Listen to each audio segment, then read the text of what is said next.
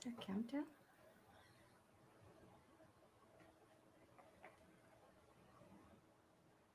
Hmm.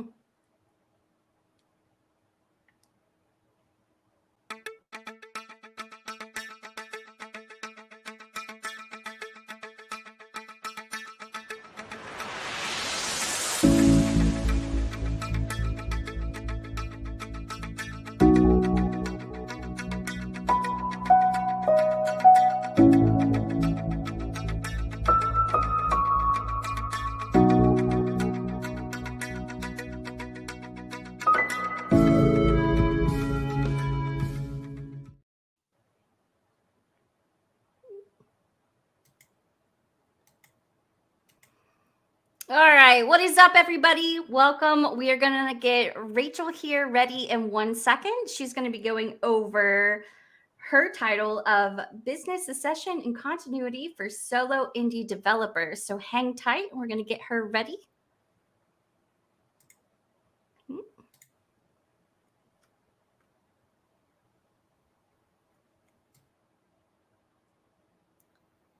All right, are we on? Yeah, you're good. Okay. So, hello everybody, and thanks for joining us today. So I'm Rachel Presser of Sonic Toe Consulting and Media, and today we're going to be doing like a little bit of an introductory, to the basics of estate succession and continuity planning tailored to any developers, very small teams if you're working by yourself. So for a little bit about me and Sonic Toad, if you're not familiar. So I'm a business consultant and educator. I actually have a background in tax law. I no longer prepare tax returns for compensation, but I am available, for consulting if you need help, setting up your business, like you don't really know what you're doing with the tax aspects and organization. You can consult with me at the links I provided here, and more stuff on my Linktree. And for a very shameless plug, I literally wrote the book on game developer taxes, although I don't really talk about these topics in there too much. But yeah, without further ado, have you ever had thoughts about death? Yeah, as the whole meme's been going around. It sounds like maybe a little unorthodox way to dive right into this, but I'm sure we've all had thoughts of death before about, what's going to happen when we're gone, or how we're gonna go, or we're shit, like what's gonna happen to all this cool stuff that we were working on while we're alive. But well, I know that we have people from all over the world tuning in right now, but this is geared mostly, I guess, to an American perspective, because speaking from that perspective, it's just that we have a very like death negative culture in the US, and we don't really, address this stuff head on. We don't really like to talk about it. Like, it's a very strange duality in that, we have a culture and society that's like extremely blasé to death, like at an institutional level, but at the same token, like on an individual level, we kind of fear it. We don't really like to talk about it, but we really should be, because when it comes to things, that affect us also on like the business level. Like talking about estate planning, about succession, what a legacy is. It's all scary stuff. This is stuff that we don't really want to think about, such as, you're working on this game, you got this great idea, but like, what's going to happen to it if you die, or you do become, too incapacitated to work on it for a while, or maybe, ever again. And better yet, what if you're doing this, by yourself with a very small team? You don't really have, the resources, of a huge studio behind you. And then also, comes down to, hey, do you want to have it just, die with you? Or would you entrust, like another, individual developer or studio to continue this legacy for you? And so, we do need to confront this stuff, and it's vastly under discussed. And so now, why am I bringing this up? Like, why am I having such a morbid topic for a presentation? And I just think that, based on my experience, as a tax accountant, I handled a lot of estate matters at the last practice that I worked at, I also have a certificate in probate administration, and the kind of things that we would discuss on the job, like really just like further prove to me how like death negative this society really is. And there's a lot of misconceptions about things like estate and succession planning.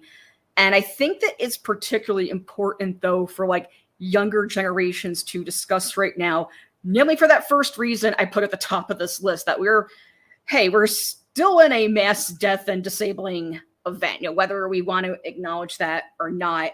We have a lot of premature death that's happened in recent years and is still happening, and we got to confront that. So there's not much maybe that we can do like on a society-wide level, but on an individual level, we got to take control of the things that we can. And then from a business perspective, the business of games is constantly changing. And I find that this also kind of triangulates with this specific issue, because something that we're seeing a lot more nowadays compared to, say, like when I got into indie games like over a decade ago, is that we're seeing a lot more from platforms and publishers having, I guess, such a strong grip on our business than we did in those first couple waves of indie developers. And this is opening up a couple issues when it comes to things like creating standard operating procedures, how it's going to work with distribution, like managing all like the games you currently have up, managing future releases, where the funding for these titles comes from. Like it's definitely gotten a lot different. I think that like that definitely factors into how you're gonna plan things like continuity, succession, and so on. And then in terms of like the legal aspects of this, so yeah, as you could probably surmise, our legal system is definitely about 20-30 years behind, although some states are slowly starting to catch up with this when it comes to things like like a digital legacy, which includes things like your social media accounts, any blogs you may have, anything that's got to be accessed by a password, or that like you've put out onto the internet, which is pretty much up there forever. And that's in addition to any other digital assets you've created, like video games. And the way that these things get acknowledged in commercial and estate laws, it's like slowly starting to change, but we're still not quite where we need to be. And then the last one, of course, is that a lot of indie devs in particular may not have a lot of the same resources that our employed counterparts tend to have, like life insurance, like access to an estate planner, which some really good jobs give you access to those things. So this is just a primer in these topics that we often find unpleasant. And so because this whole issue is just at a crossroads of all these different concepts, like estate planning, like the notion of business succession. Copyright law is another big one too.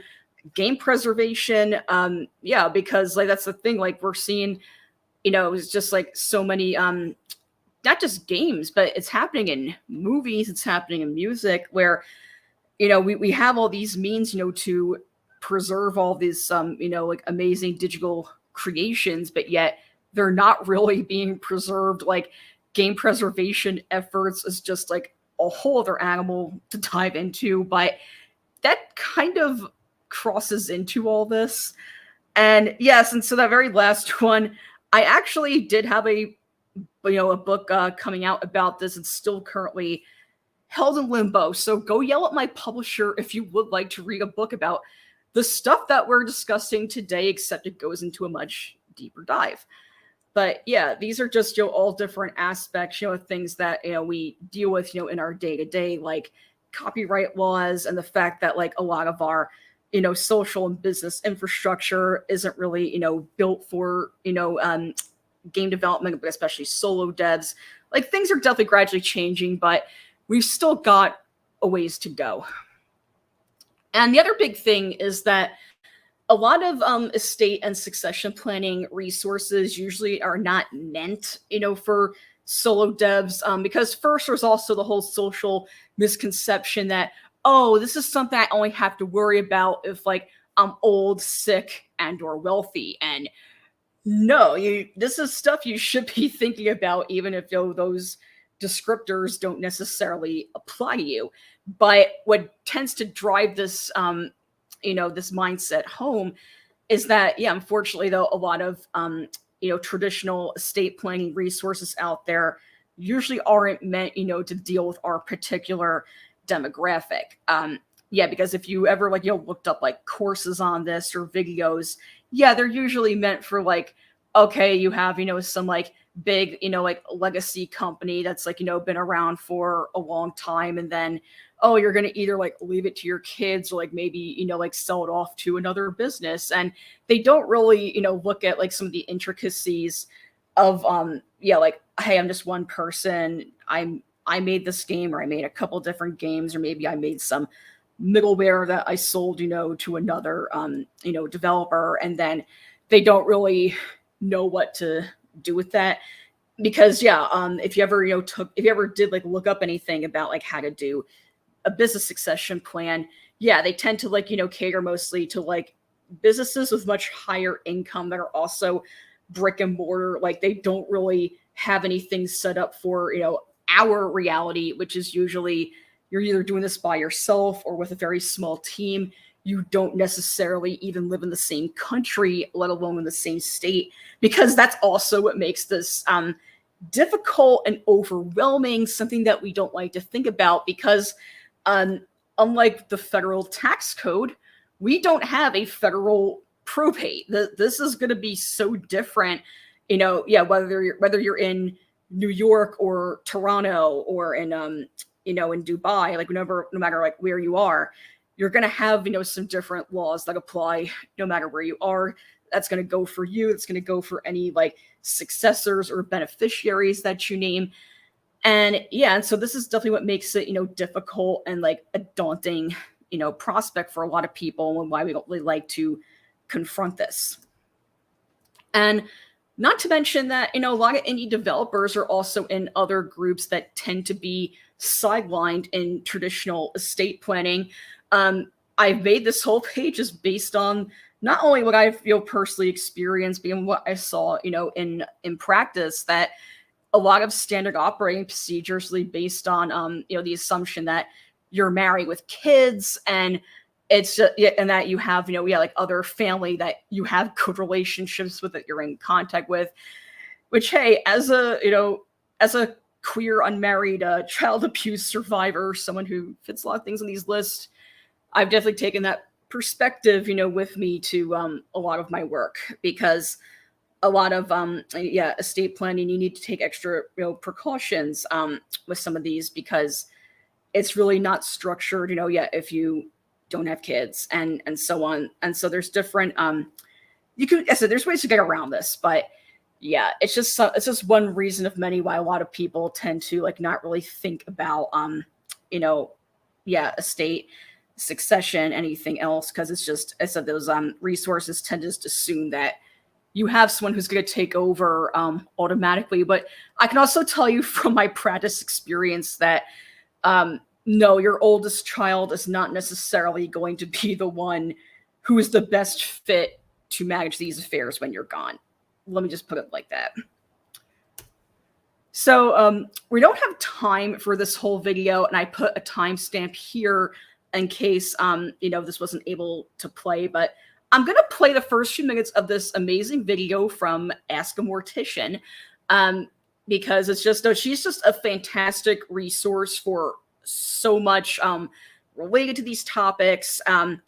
She talks mostly about like what actually happens to your body, which is a bit out of my realm here, but she does address a lot of the reasons, why we don't want to confront, death as a society and on an individual level. And then I'm going to cut the video around the mark I mentioned here, but let me just get this clip rolling. Welcome back, Deathlings. Something I have been thinking about recently is why people have such trouble tackling and facing their fear of death. It occurred to me that a lot of people are probably unaware of what their fear actually is. And if you don't know what the fear is, it's just going to be one big black void of threat, like death. Mufasa. Death. It's just a nebulous, unknown fear, which is the worst kind because you can't do anything about it. Say you have a box in front of you with a pizza in it.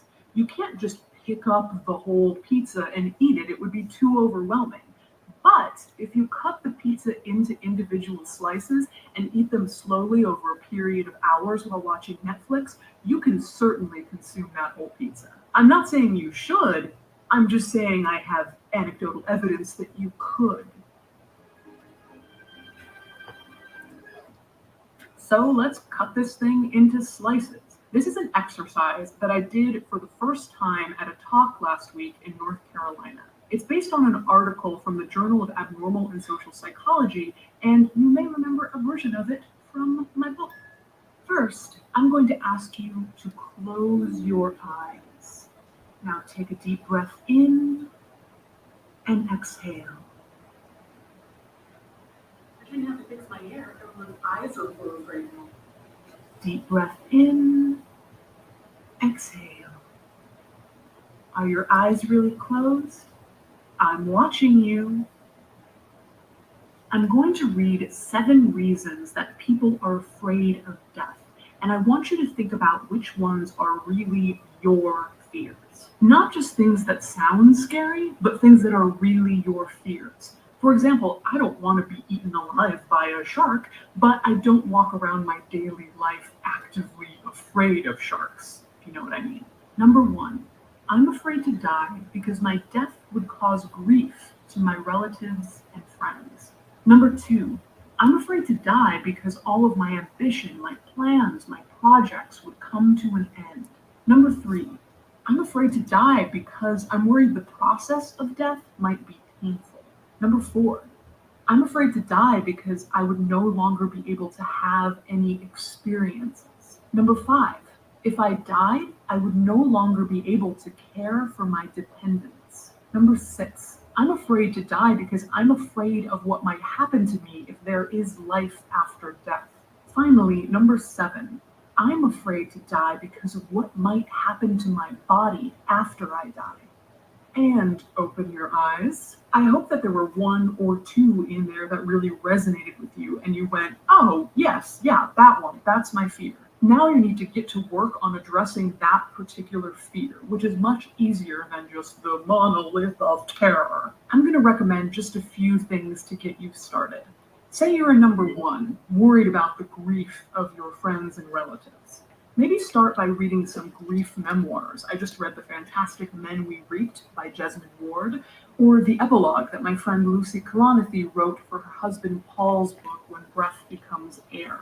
Books like these show just how resilient survivors are and just how much it is possible to go on after a death. Maybe even consider writing personal notes to your nearest and dearest to be put aside in the case of your eventual death so that they can read it and get that message directly from you. What if you're a number 2, afraid that all of your plans and projects will come to an end?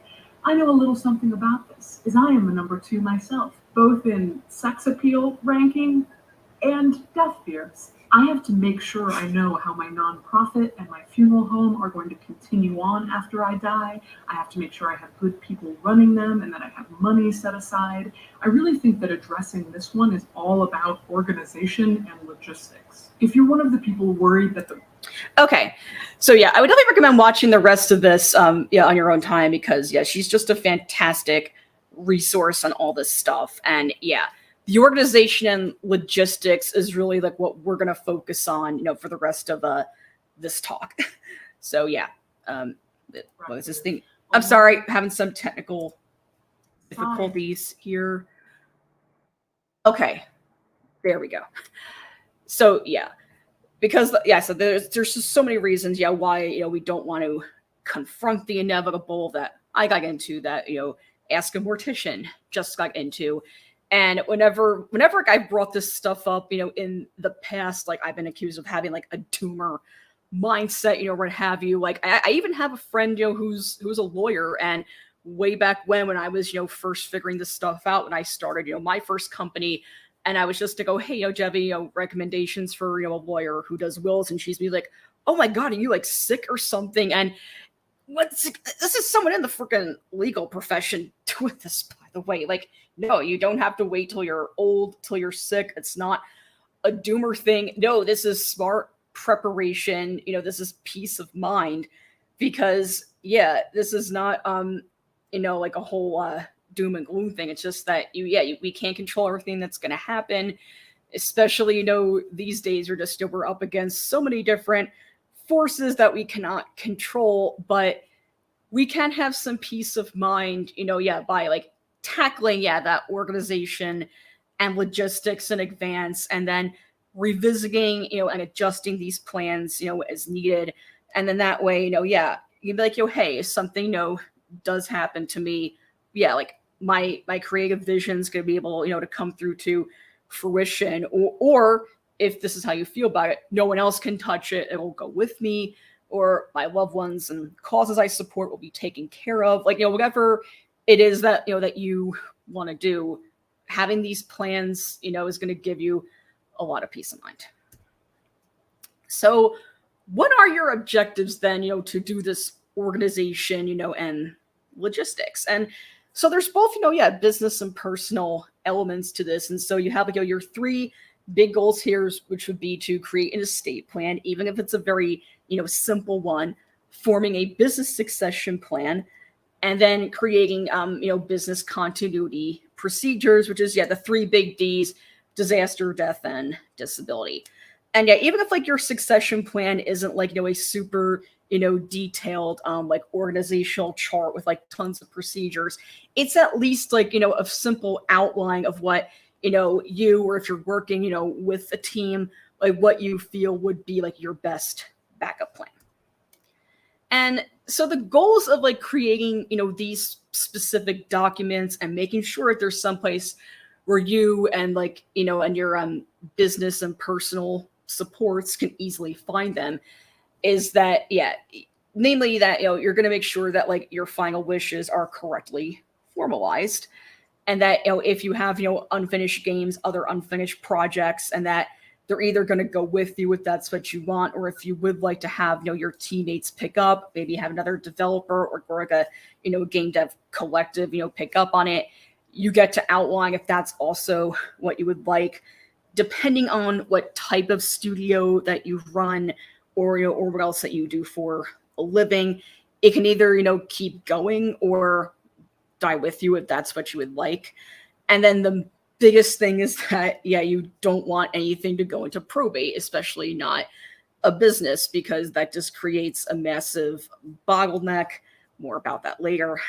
And even if you're not, entirely sure, like what you would want, the what ifs, to look like, you're at least, thinking about it. You're getting something together.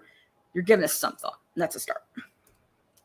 And so you may have heard these, terms before, and I know that they can get, really confusing, which just, adds to why we don't like to confront this stuff.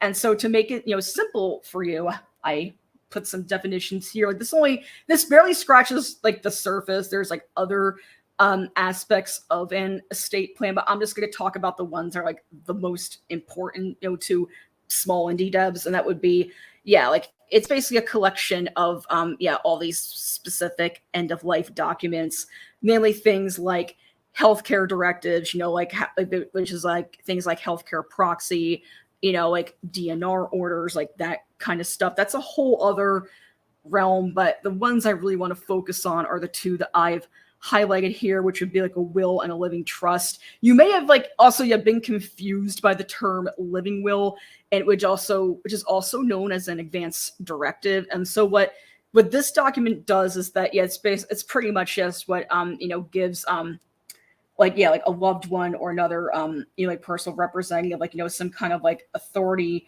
with your healthcare decisions, or pretty much anything else that you would want for end of life. It's different than these other two documents, which your will is what yeah, it's also called your last will and testament, which is where that outlines like all your personal assets that get left, to any heirs that you name. And then the living trust would be, yeah, if you become you're alive, but you're incapacitated. And then that's like, okay, so who's going to manage, your assets, which includes your business, if you're alive, but not really able to do anything with it. And then you also need to, name a personal representative. It's also known as your executor of estate.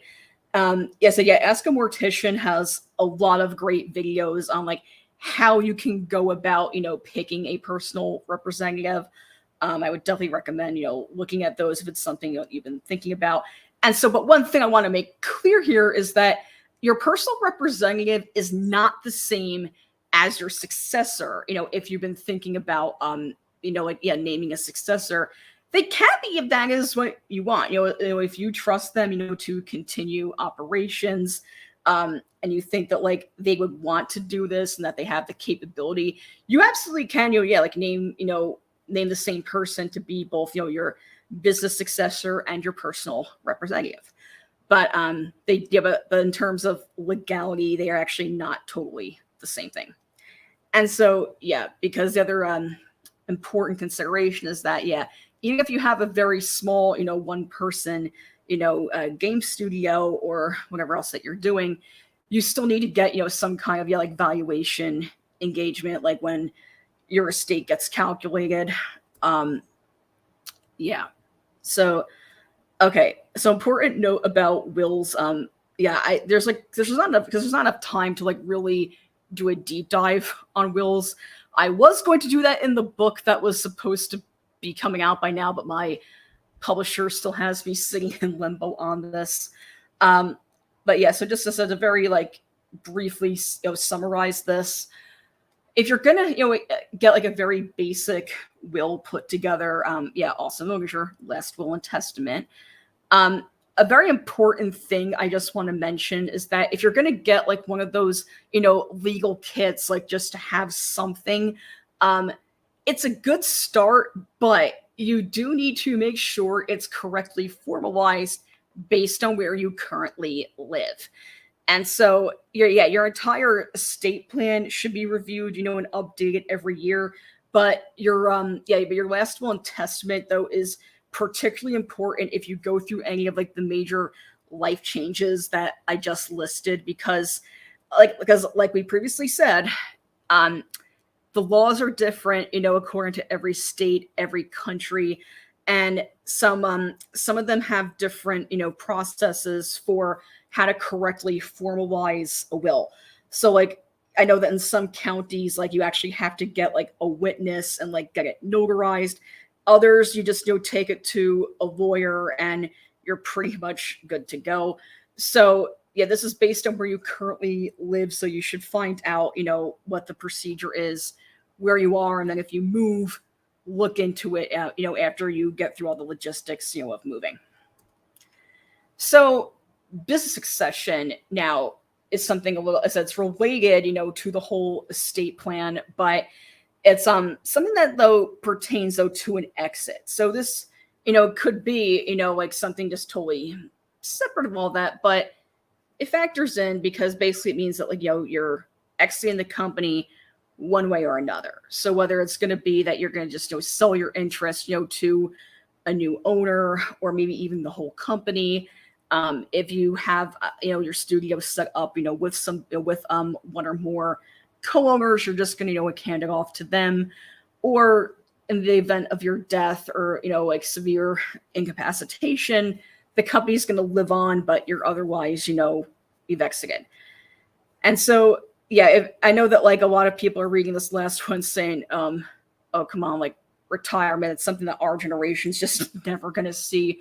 I know, but still, if someday you would like to, either retire, maybe like move on to another career because you never know where life's going to take you, or you just want to, either like sell the entire studio, if not, just selling a specific, copyright, you still need to have some kind of, succession plan in place. Even if it's just you eventually closing, you still got to get this down, in some way. So what happens though, yeah, if you have a sole proprietorship, you have just one owner and then that's it. So most of the time, it's just gonna die with you, pretty much. It dies with you. Your last will and testament is what presides here because everything that your studio owned is now going to become part of your personal estate, and then that basically gets distributed among your beneficiaries. If it does, hopefully it's not going to go into probate, but that's pretty much what happens though when you don't have an incorporated business. Oh, I'm sorry, unincorporated business. It usually just dies with you. But when you have it as a single member LLC, this also sometimes happens. It depends on mainly where you live, and if you also did anything with your LLC's operate agreement. Yeah, because for everything that happens at the personal level, your estate plan is pretty much supposed to take care of that. But at the business level, your operate agreement is where you should have any succession instructions. A multiple member LLC can still continue, even if one of the original owners, dies. Basically, they have to elect if they're going to, take on your interest, and then they keep going, or the whole company, just dissolves. And then, if you're going to leave your entire LLC, or your interest in a multiple member LLC, it works a lot similarly to just selling a business. And then in effect though, everything is going to pretty much live on as far as the game, any other digital assets like websites and social media accounts, all that still lives on. But in terms of legality, they're actually going to own a new business entity.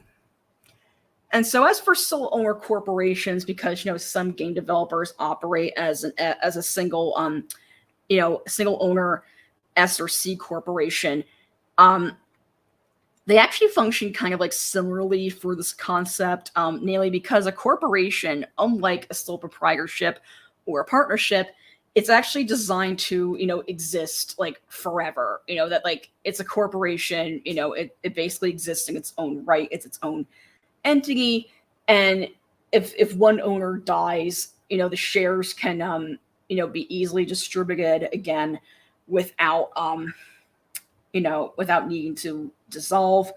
And that if you don't have anything set aside in the operating agreement or in your estate, the default that happens is that your shares then become part of your estate, and then the company continues. Your heirs now have the same ownership and voting rights that come with having that business, and then it's up to them if they want to pretty much keep it or sell it.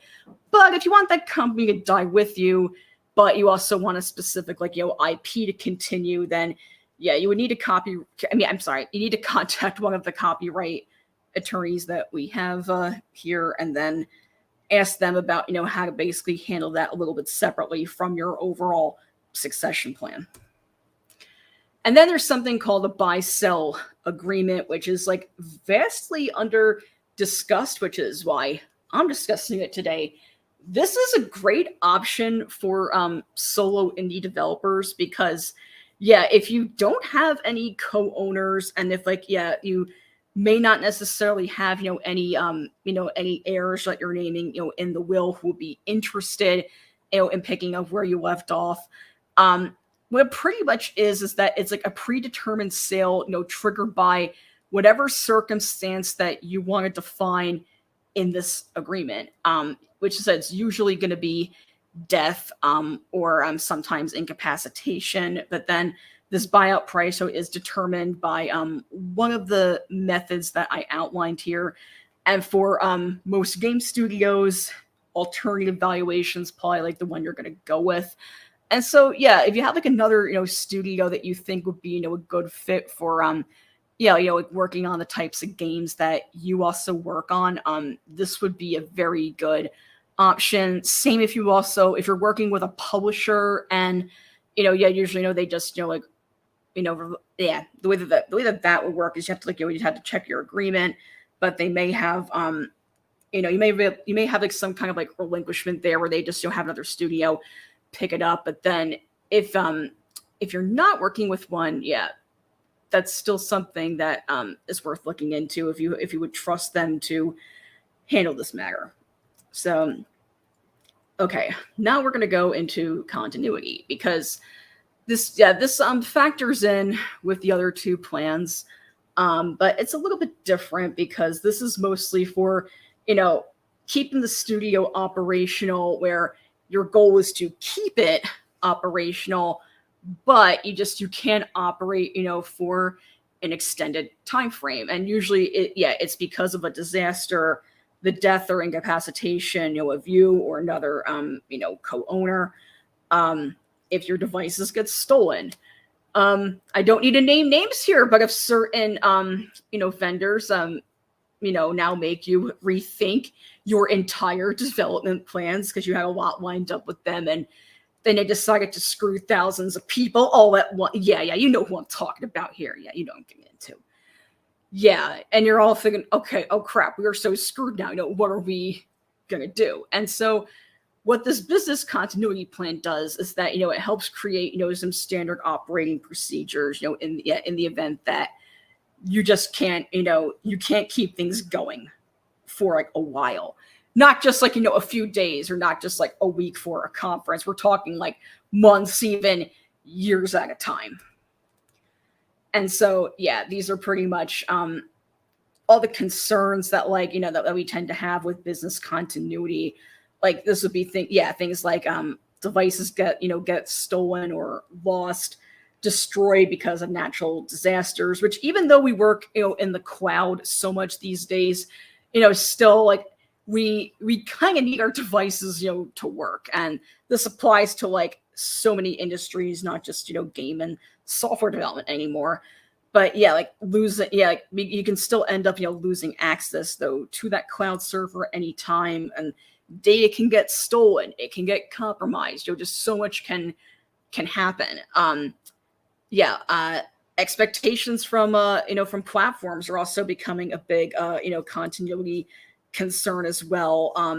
That's why I brought it up earlier, because in the old days when you were pretty much responsible for your own distribution, for your own version control and all else, like it had its pluses and minuses. But now that we have so much more power coming from these platforms like Steam and so on, there's definitely things that can happen that will disrupt continuity if they boot certain games from the platform. Now you're out of income, so you better start making a continuity plan for how you would handle direct sales and distribution.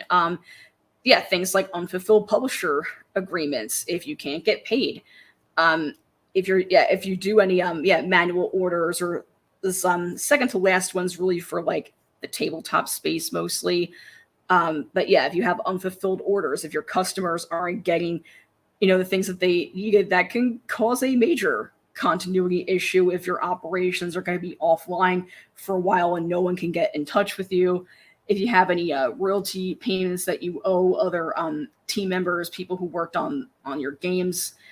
Yeah, these are all like major things that need to be addressed in a business continuity plan. So now how do you go about doing that? Well, one of the first things you really should do is obviously build when times are good. The times when you're not really thinking about this stuff is when you should start to address it. Work with a lawyer, work with an accountant, have their contact information, someplace where you can easily find it, both in a physical and a digital space. And yes, your lawyer is usually going to be the first person that your business colleagues and your next of kin will contact if something happens to you. And yeah, same thing for passwords, any other assets, in case any of those accounts ever get frozen. You want to keep some kind of means of being able to access them easily. And maintain your contact with publishers, account reps, and also give their contact info, to someone you trust, whether that's at the business or the personal level, so that if something happens with you, they have a way of contacting to be like, hey, they're either like really sick or they're dealing with an emergency, but they will be able to, fulfill their agreement. And this is a big one. Always keep all of your legal documents in a place you can easily find and reference them. If you have like one of those contract signing accounts like HelloSign or what have you, those are not only like handy for when you're signing agreements to other people to sign, but that's also an excellent place just to keep any like contracts that you've signed.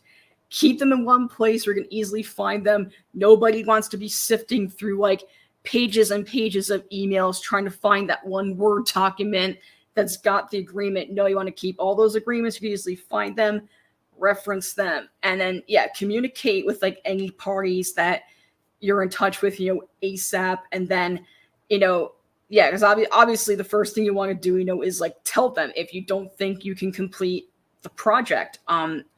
That's the big thing. Are you going to have to either cut your losses or just maybe see if you can like modify the terms, modify the deadlines, if you really just don't think you can fulfill things now that you have this disaster that you're facing head on. And then and of course, because solo devs don't have the same resources that a larger studio has.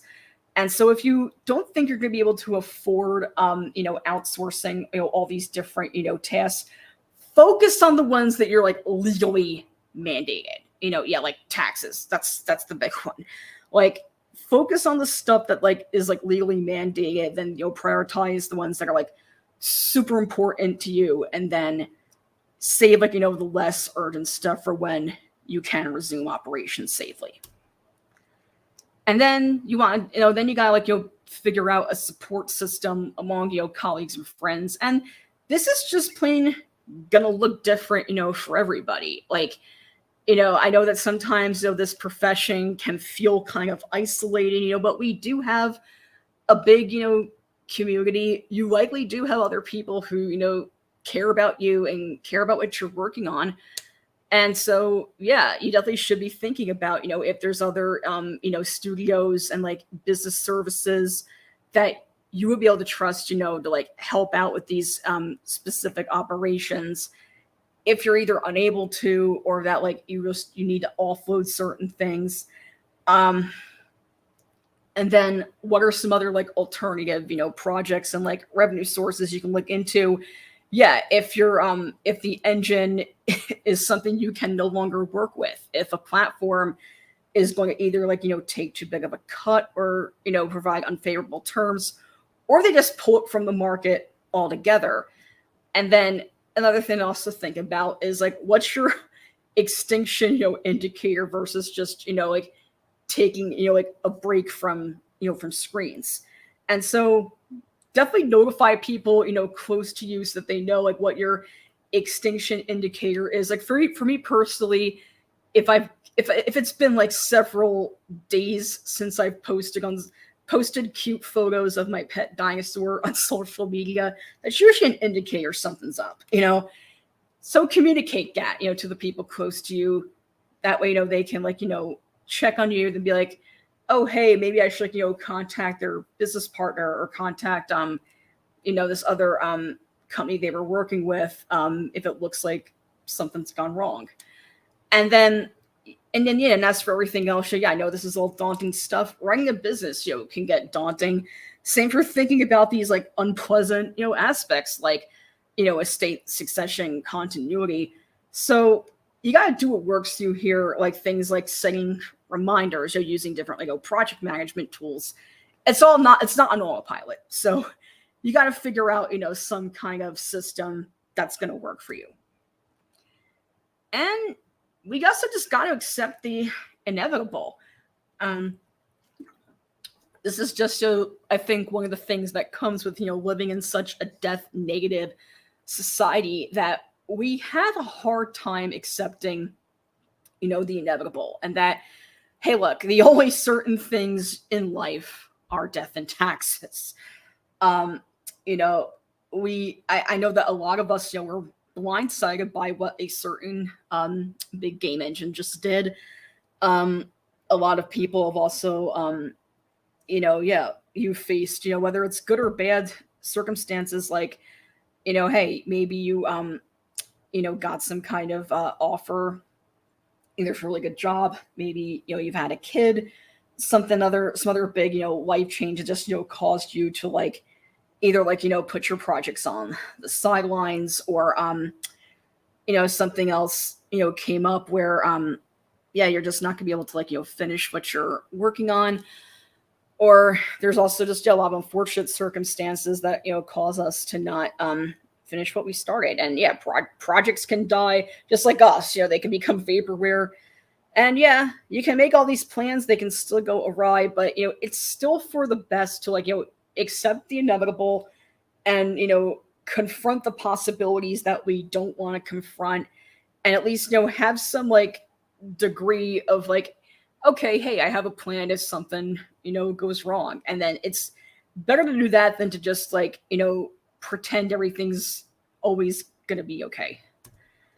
And then, yeah, you also just gotta, do annual check-ins. That's like, I think the big thing a lot of people tend to miss on both the business and the personal levels. I saw this a lot when I still practiced tax law. And that it's definitely not a one and done process. Like, you need not be thinking about it like every single day, but like once a year, and major life and or business changes is usually the time to like, yeah, that's when you reassess your succession, continuity, and estate plans. Yeah, because, stuff in your life's going to change. The business world changes. The games industry is certainly no exception. Our laws constantly change. So, yeah, these are things that just require, like checking in like once a year. Or when you have some big change coming up. And then you can start by yourself and then, then work, with lawyers, accountants, business consultants, to like give more input on what they think, makes sense, for your needs in particular. Because this is very, highly personal stuff. Like, everyone's plan is going to look different. Everyone's business is going to look different. And so as for some other like resources, for estate and succession planning that I recommend, we have some wonderful gaming attorneys, right here, in the indie games business community. They're here to help you. I'm here to help you. We want to make sure that, everyone gets this stuff, done correctly. If you have any like local business events, like I actually was just at one here in LA, the B2B Marketing Expo. I did see a couple different estate, and probate lawyers who were boothing there, doing this exact kind of services that I'm discussing. That's also a good resource show to like, find somebody in your area, because this does have a very specifically local angle compared to some of the other, like business and legal stuff I've discussed in the past at IGB. Because the laws are just like so different everywhere you go, literally. So with that being said too, your state bar referral service and your local legal aid are also good places to look if you're on a budget and you don't really have like the time, the money to like do a whole like estate consultation, which a lot of people don't. They're a great resource, if you just want to, like put something together, like, you want to get like one of those, like legal kits from like Staples or something. And then you call them up and just be like, hey, can you guys refer me, to like an estate lawyer, like, in my city or my county. I just put this together to like make sure that like my small game studio is taken care of. Can they just look this over to make sure I did it correctly and tell me how to formalize this properly? Like, your state bar referral service is like a very, very like underutilized resource. So definitely look them up. You can sometimes get a free consultation, or it's like a nominal fee, like $30 or $50. Definitely something worth looking into. And like I mentioned, like in the video I showed earlier, Ask a Mortician is a fantastic resource for this stuff. As it's a lot of her content is focused mostly on like a lot of like the spiritual, aspects of, confronting death and like what happens to your body, literally. But she does have some great videos on things, like how to choose a personal representative, how to do a lot of like those like logistical aspects, of end of life plans, which include what happens with a business. Definitely something worth looking into. Yeah. And so, yes, thank you for sticking through this morbid presentation, which I hope gives you at least a little bit of like demystification and some peace of mind. And yeah, thank you for attending this awesome show. There's a lot of other great speakers here. And yeah, got all my stuff here in the footer for your business and estate education and consulting and copywriting needs. Visit me at sonictoad.com. And I can stick around for some Q&A. Yeah, we got some Q&A. How's it going, Rachel? You ready? Hi, Dan. How are you? Yeah, I'm a little, yeah, I guess I said, like, I had the COVID booster. It's been kicking my ass a bit, but I've been able to soldier on. That's why I think I got a little, like, droning at some parts of this. Soldier on. Well, I think that's the second least wanted to talk about subject. You know what I mean? Is death. Yeah. The first is like forming your business. Everyone just wants to make a game. Nobody wants to make a business, These are all the topics I specialize in. So right. All the things that you don't want to specialize. See, you could just go to her and she will help you out. Okay, we got some questions right here. Great. From Lady Game Professor on YouTube. As a single parent in Southern California, would I need to set up a trust for my kid to take over my company when he's an adult? And I'm sure you addressed this, but if you want to talk specifically about that. Yeah, so I didn't dive into that like too heavily, but that's a great question. So I think that you would need to set up a trust because the way that it works with like when you have a business, when you have like other assets and like a minor child cannot access them, that goes into like either I'm sorry, I'm like kind of like zoning out here a bit because so that COVID booster kicked my ass. Because like I didn't really handle a lot of trust matters when I was still practicing, but I think that the trust would be the way to go. I would definitely I would definitely look into like contacting your bar referral service to like get more assistance on this question. This is one I'm not totally sure of, but yeah, because usually a minor cannot like pick up your business right away. Yeah. Okay, that's a good answer. Good idea to do it. Okay, yeah, it's a good to do it. And then it said, but one thing I will mention is that the IP is a separate matter from the company. So like if you still want to like retain the copyright but like sell the actual entity, you would have to like set that copyright aside into a trust first. Then the business, is like either like sold to somebody else or It's a little bit more deeper. You know what? You can reach out to her at this at this right here. Sonictoad.com. You can reach out to go more in depth about that. Yeah, it's a bit of a Okay, so from Discord, what role does community building and player engagement play in the long-term success and continuity of my phone, I forgot to mute. And how can developers effectively maintain these relationships over time? That's also a great question. Because obviously, because like having like a community, having a community is obviously going to be a big factor in both short-term and long-term success. So it's like having like a community manager, whether you have them on full-time or someone who does community management for like multiple studios, is definitely going to help you because it's a lot. Managing a community is a lot because you have all the different social accounts and like actually talking to fans. Like we'd never get anything done if we were if we were answering emails and Discord messages all day long. So having like some kind of community management infrastructure is going to be a very big crucial part of that. Having an amazing community manager that will go into every single channel in Discord every single day and write something and answer questions and talk to people.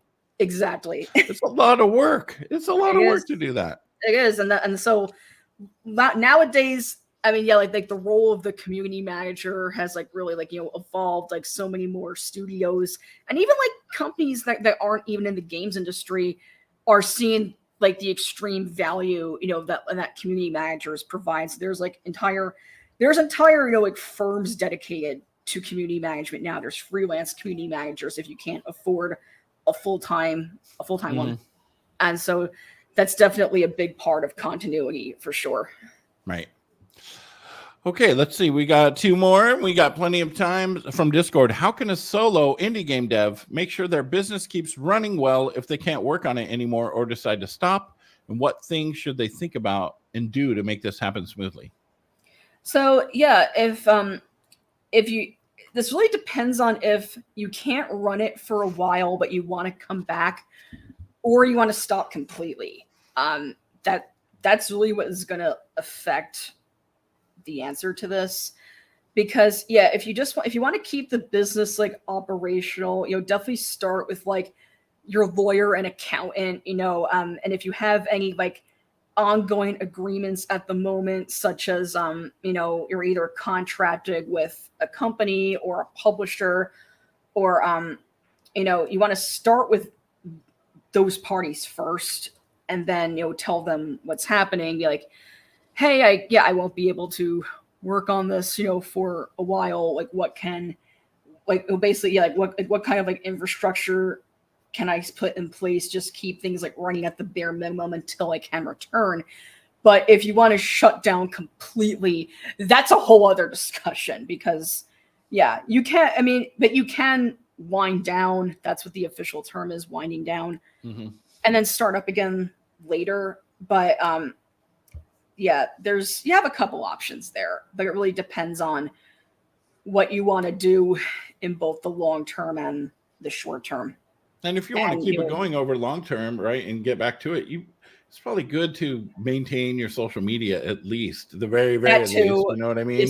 Yeah, in terms of like keeping it alive in like the legal sense, you definitely want to speak to lawyer and accountant first, because even if the business makes no money, chances are you still got to do tax filing at the least, and you don't want, because believe me, you don't want to deal with piling up IRS and state notices when you're still dealing with whatever extenuating circumstances you're dealing with. It's like one other big stressor nobody wants. So you have that, and then and then in terms of like the other like more public facing stuff, like if there's even just like an interim, like social media person, you can ask to be like, hey, can you just like help me, like make a couple, posts for like the next couple of months or over the next year.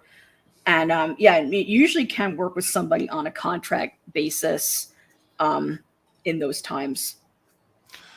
Well, there's another question, and I'm just going to answer it real quick. What role does saving money and planning finances play in keeping a solo indie game dev business going strong? And I'm going to say huge. Yeah, that is huge. But I'm going to ask you other questions about Sonic Toad.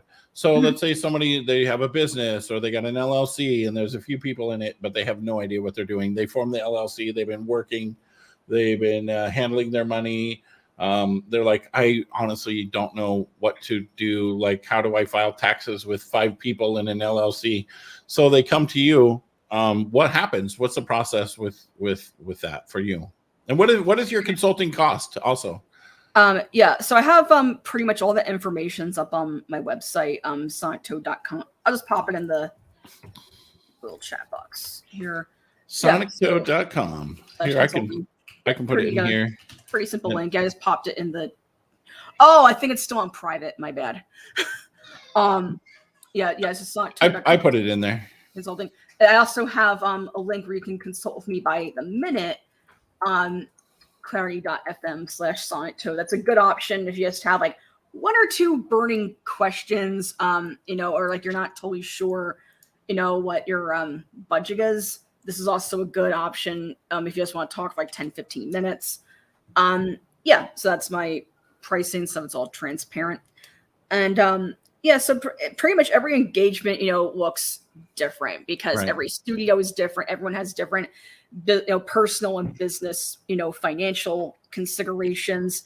And so pretty much like what I do is like I get, I ask them for like what they basically what problem and what conundrum do you specifically have that you need me to either walk you through or research, because some people have some pretty interesting like business conundrums, and they're not totally sure how to handle them. Like the example you just gave. If I have 5 co-owners, should we do an LLC or a corporation? Because that's gonna have such different answers depending on where are they located. What other income sources do they have? What are your goals as a company?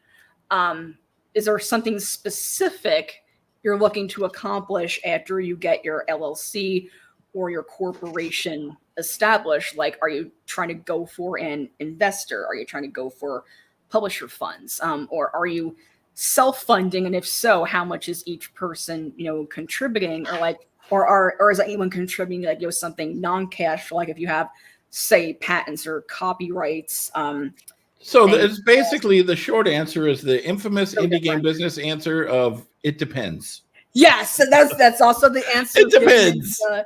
In the tax business too. It depends. As everyone's situation is just so unique, and yeah. Well, awesome. Thank you so much. We're coming. The next talk is coming up right after this. We've got a few more. When do we have 1, 2, 3 more? 3 more coming, I believe. So stay tuned. And thank you so much, Rachel, once again for coming on Indie Game Business. I don't know how many you've been on, but I know it's been a couple few. That's the Southern term now for go it. yell at my publisher so they can get my book out about all the stuff I just talked about today. Yes. I'm not flagging at certain points because the COVID booster kicked my ass. Yeah, So, and that information is well needed. And thank you so much. yeah, thanks for having me again. Stay tuned for the next one.